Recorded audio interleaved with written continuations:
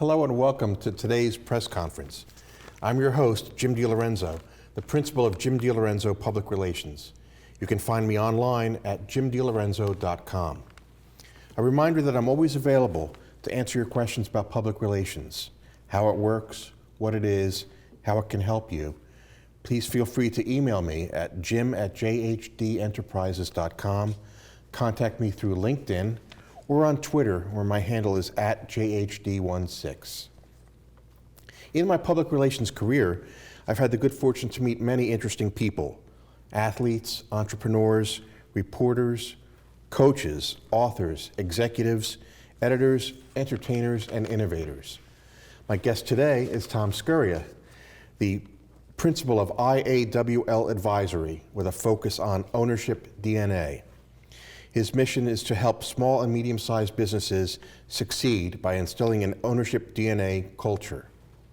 He is also a founding member of the Executive Leaders for Advisory Boards. Tom and a group of over 40 select company founders, owners, corporate officers, entrepreneurs, and global leaders help companies at all stages of growth, companies that need a dedicated team of advisors to build, enhance, and reform their business. So thank you, Tom, for being on the show today. My pleasure. It's nice to have a conversation with you. We've been talking off camera about ELAB, the Executive Leaders for Advisory Boards. And what I'm interested in developing further with you is the concept of the advisory board. What kind of companies need an advisory board and how ELAB can help companies. So if you wouldn't mind telling me a little bit more about ELAB. Executive Leader for Advisory Boards is the brainchild, as you know, of Candida Cisak, who over her career has had the opportunity and the blessing to create advisory boards as companies have come to her. And really what it is, it's assembling a group of eclectic, I will say, executives that could be in finance, operations, marketing, sales, business development, to address needs of companies, to attack obstacles that they have and to propel them, overcome those obstacles and drive through growth. It's all about growing companies.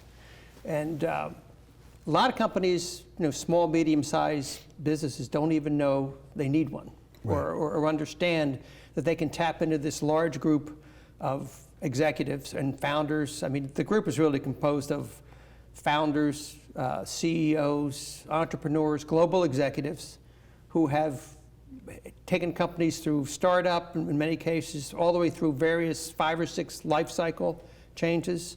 They've kind of experienced everything that's happened, and no one has a monopoly on skill sets. I love entrepreneurs because they usually come up with the idea. There's a reason why successful entrepreneurs make a killing.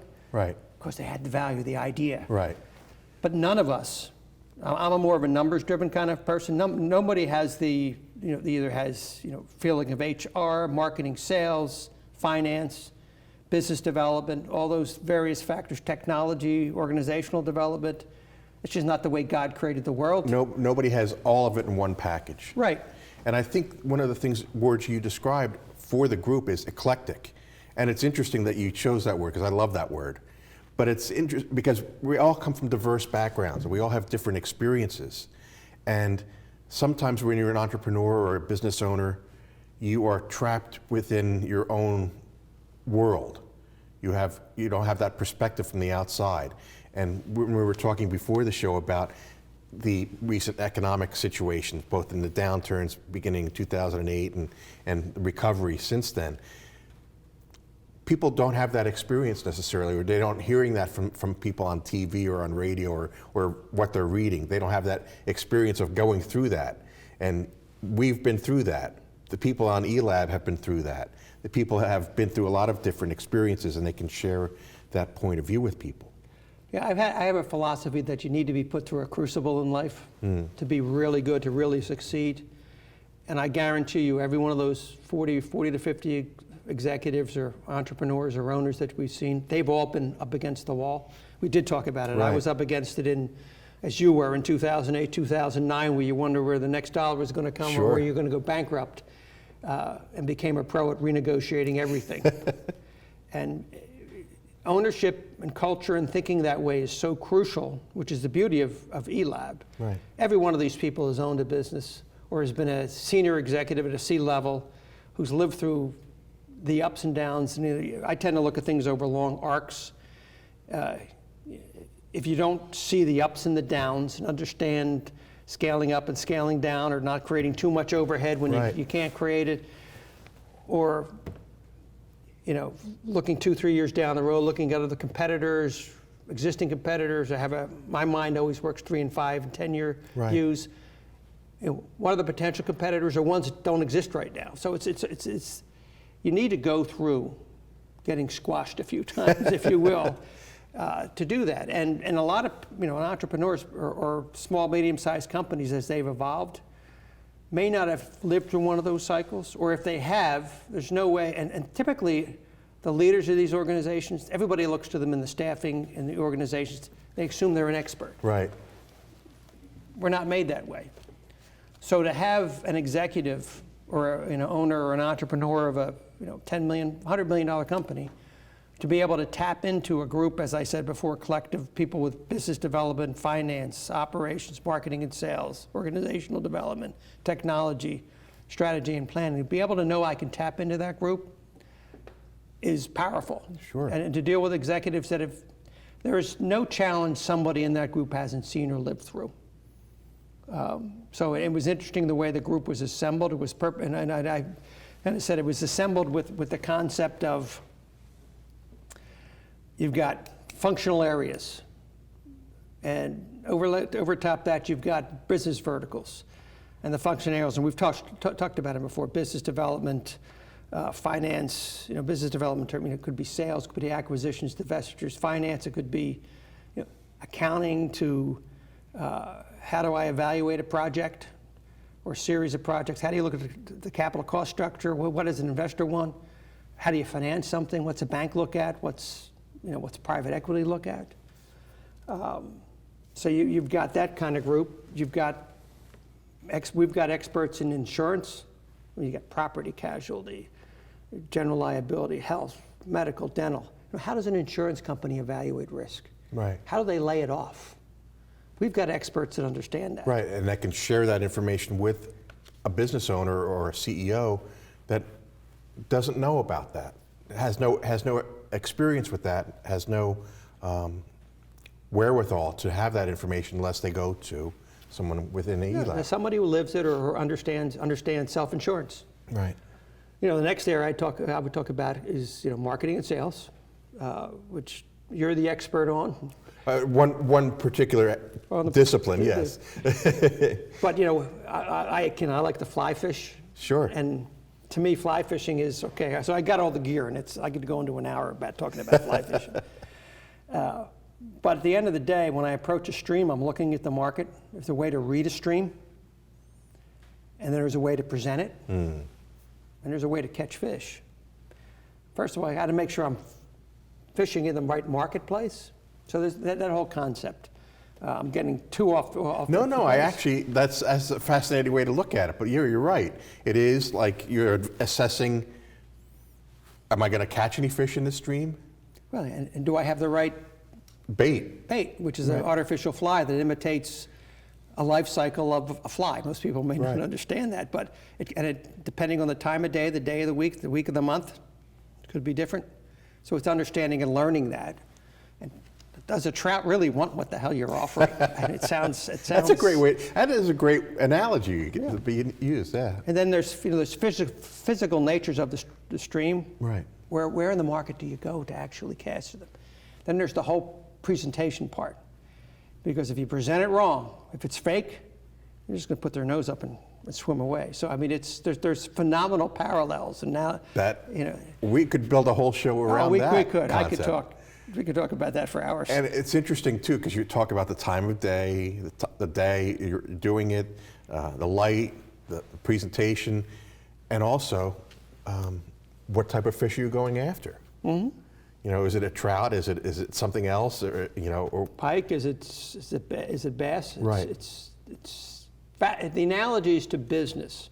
I talked about before we got on. Right. My two famous things I look at are history and fly fishing.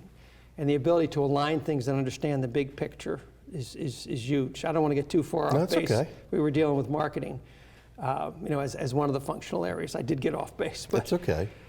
But you look, keeping going down the list of functional areas, we were talking about this grid. Yeah. And so you've got operations. I mean, okay, I figured out a product I can sell. How do I produce it efficiently and effectively? How do I source it? We have one gentleman who knows how to source stuff all over the world. I had Bruce on press conference a couple of weeks ago. Fascinating. But then the ability to, what's the most efficient, effective way to produce it to a product line, to sourcing the product coming in, to keep in sync with sales, marketing. That's a whole group of professionals that we have that can do that. The next area, organizational development. How do you compensate people, which is one of my best bigaboos, things that is important to me when I deal with ownership DNA. It's always, how do you build a structure that keeps everybody motivated? Right. And it's very important. My career, I've been blessed a couple of times to really understand how to own it and why it's so important. And it may sound cold, but it always is. What's in it for me, either monetarily or, educationally? I call it feeding the beast. I'm growing. I'm getting relationships. I'm learning. That ownership stake in anything you do is so important. That ownership DNA that you've described in passing.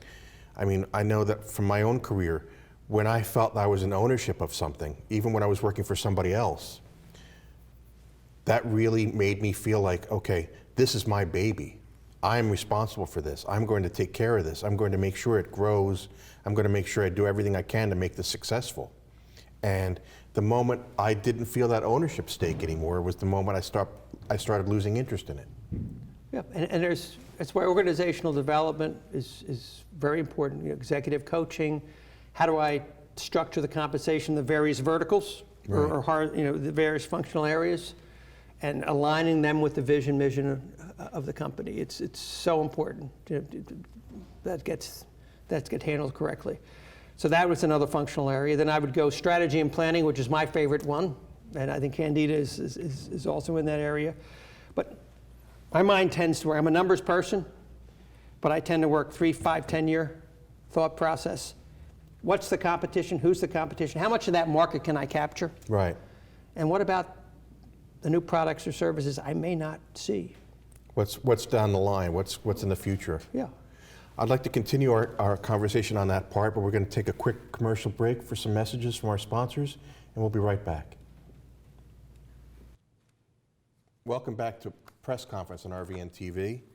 I'm your host, Jim DiLorenzo, and my guest today is Tom Scurria of IAWL Advisory, which I just realized after our discussion during the commercial, it stands for It's a Wonderful Life. It is. And also a member of the Executive Leaders for Advisory Boards, ELAB, which we've been talking about primarily today. If you could, we were talking about some of the verticals and some of the... We were kind of talking about a chart of how the organization, how the people were selected. Yes. So I think we had covered before, I was talking functional areas across the top, Right. 6 or 8 or 9, and I think we started business development, finance, insurance, legal, marketing, and PR, marketing, PR, operations, organizational development is where we left off. Strat planning, strategic planning and planning, looking at 1, 3, 5 year and competitive marketplace. The last one, and not the least, is technology, which we know has totally dominated everything. Right. And it is the ability to track and capture information, KPIs, it's staggering, and it's just changed our entire lives. I mean, if you look at the pace of change from the early 80s and what's happened in the last 5, 10 years, it's staggering. So technology is the other functional area, if you will. So when the group was assembled, we looked at functional areas, but then we looked at business verticals. Okay. And the business verticals, really, there's roughly 22, and I apologize for reading, but if you look at SIC codes, I would call them, but you've got experience in aerospace, defense, agriculture and mining, business services, consumer products, consumer service, education, energy, finance, government federal, government state and local, which is interesting, healthcare, life sciences, manufacturing, media entertainment, nonprofit, real estate and construction, retail, software technology, IT services, telecommunications, transportation, storage, travel and hospitality and wholesale. So as this group was being assembled, and this is where the brilliance of what Candida was doing, she didn't want to have necessarily functional overlap. There could be some, or industry overlap, which is why the group it's going to be capped at 50. Right. With one simple vision: put people on advisory boards. So we don't want to have it at 100. You don't want mission creep. This is very clear and very straightforward. So we've got this grid of functional areas, industry areas, and literally we've got somebody that can tap into every one of those things. So if you go on the website, you will, and do the categories or you do the industries, you'll see them. And it was really brilliant. You know, within that, you have people that have lived through leveraged buyouts, you know, startup companies. They know how to do land planning and development on real estate, zoning. You know, there's just so many different abilities. Tax experts. You know, you got people who have done privately held manufacturing. It's fascinating, and I think you've met the group. It is truly eclectic, truly deep. Every one of these people has 20, 30, 40 years of experience, have owned their companies or have worked with global companies. Their necks were on the line as the crucible. It's really a fascinating group of people, and it's probably the most valuable, eclectic, professional group of people I've met in the Philadelphia area. Now, how would a company that's interested in creating an advisory board, what's the best way for a company to work with ELAB? There's a couple of ways. Okay. There is, obviously, if you learn about us, find out who we are, there's a whole inbound process. There's a way to contact us through the internet or through the LinkedIn group site. So that's one functional area. Or networking with as our executives go out and network and start telling the story, contacting back through them and reaching out to them. We know we'll leave with the website name afterwards. Another functional way they've done, which was brilliant, was something called Growth Company Catalyst. I wanted to ask you about that. And really what that is a tool. If a company has a founder, owner, CEO, or small, medium-sized company has issues, strategic issues, and they're looking for a way to get free advice, effectively from a group, we will, on a confidential basis, have a meeting with them, free to them. They may have to pay for a breakfast or a lunch. Right. With a group of, could be 5, 10, 15, 20 of the group that will sit in and listen to their issues, their challenges, their problem, and have a conversation, come up with ideas, kick stuff around the table. I've sat through 3 of these. It's really fascinating. And you may not get the same answer out of 2 people, the advisors, which is really powerful. To me, is really powerful. And you actually get them, you know, challenging each other. Yeah. It's a rip, because we've all had different life experiences. We've walked through. It's really valuable. That I find fascinating. So you can present your group your challenges, get feedback. If at the end of that meeting you want to continue dialogue with any of those individuals, you're free to do it.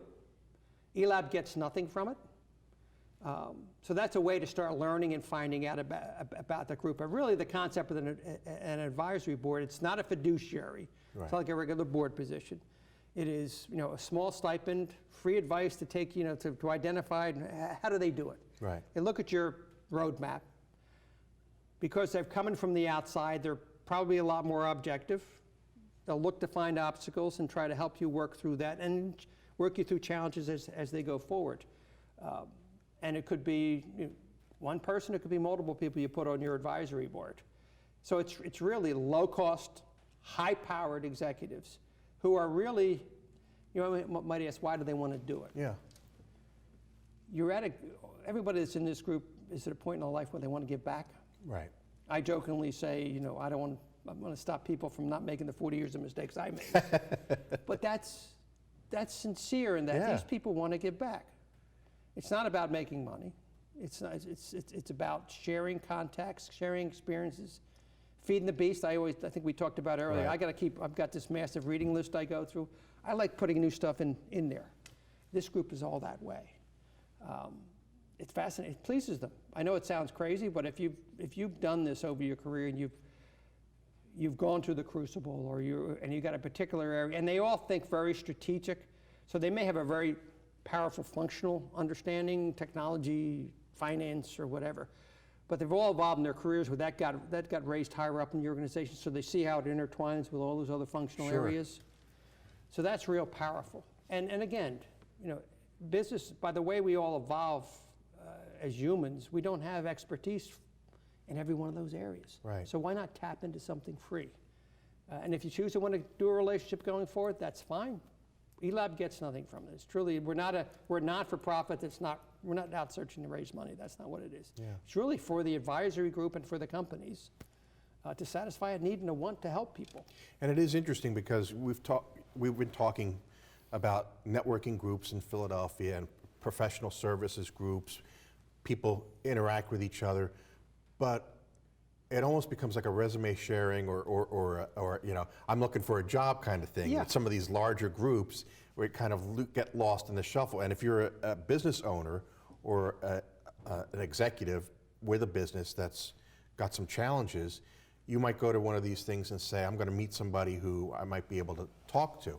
And it's kind of like an unqualified group that you're meeting. You're not sure of it. But with ELAB, you've got a qualified group of individuals. It's pre-screened. Yeah. People who have expertise in the area and are not looking to make money or make a consulting. You may choose to develop a relationship with them between you and them, but it's not about selling services or trying to get proposals out the door. It's not that at all. Right. It's very low pressure. It's no pressure at all. You choose to want to avail yourself of it. I don't know why, as a business owner, you wouldn't take advantage of it with that opportunity to see that group. And it's a powerful group. And the neat thing, you mentioned the 3 growth company catalyst meetings that you've been a part of so far. What has been the feeling back from the 3 different organizations that you met with? Have they responded back like, oh, you know, I've got some great ideas out of this? Or? I think each one of them have gotten a lot of value out of it. They're getting, depending on where they are in their life cycle and where their growth cycle, because one of them was a startup, one of them was pre-startup, and one of them was an established business. Okay. And a lot of great recommendations, a lot of ongoing, continuing dialogue, and some of them have developed relationships with these companies. So they've availed themselves of this. Right. And again, you look at various growth cycles. It's really important. You could have people as a startup. They could be in the expansion phase. They could be in professional where they're trying to put people and systems in. They could be consolidating. Now we got to fix this great, fabulous growth cycle. Now we got to fix some of it. And then they could be at the next stage would be integration, where maybe I add product, service, or I vertically integrate or I horizontally integrate. And then you get to the mature stage. So we've got people that have lived through all those stages. Some of them have, in their own business, lived all the stages. Right. Where they've taken a company startup to public. But again, we're looking for it to help small, medium-sized companies. Could be startup to $100 million in the greater Philadelphia area. Now the website is advisoryboards.org, advisory-boards.org. It's executive leaders for advisory boards. And if you go to the website, you'll see a number of different people. You have the advisors are listed and their biographies are provided. But also there is an application where you can start the conversation for Growth Company Catalyst and find out ways to work with the group in ELAB. And I think it's a very powerful tool. Again, ELAB launched officially earlier this year, so we're still getting forward. I'm a part of the group with Tom, and Bruce was my guest 2 weeks ago. And I really believe that this is one of the most unique things in the Philadelphia market right now, and the Mid-Atlantic market especially. So I encourage you to take a look at it. Thank you, Tom, for being on the show today and telling me a little bit more about it and telling our viewers a little bit more about it. If you have questions, please feel free to drop me an email, jim@jhdenterprises.com. If you have a question for Tom, I will forward that on to him. I can also be reached by phone at 215-266-5943.